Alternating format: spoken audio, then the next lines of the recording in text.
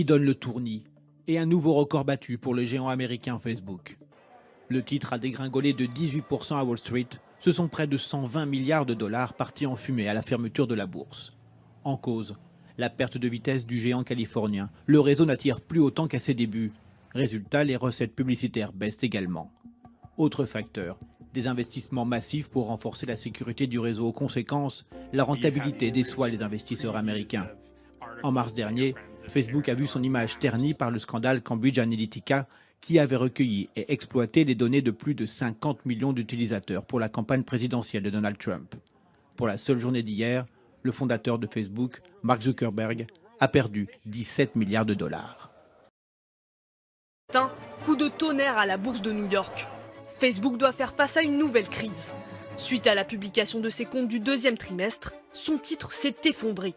97 milliards de pertes en quelques minutes.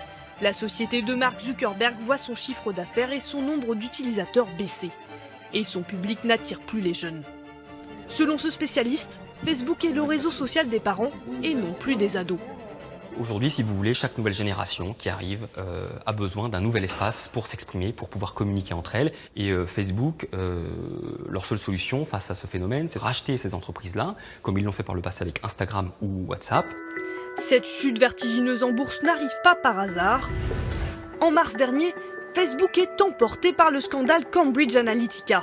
Un vol massif de données de milliers d'utilisateurs américains qui aurait servi à la campagne présidentielle de Donald Trump. Mais Facebook n'aurait pas trompé que ses utilisateurs, ses publicitaires perdent aussi confiance. La confiance des annonceurs, donc les entreprises qui investissent de l'argent pour faire de la publicité sur Facebook, est en train de diminuer aujourd'hui. Pas forcément suite au scandale Cambridge Analytica d'ailleurs, mais plutôt dû aux problèmes que Facebook a connus vis-à-vis de ses annonceurs sur les données qu'il leur transmettait. Malgré ces mauvaises nouvelles, le réseau social est toujours très florissant. Pour ce deuxième trimestre, Facebook a vu ses profits bondir de 31%. Mark Zuckerberg a encore de beaux likes devant lui.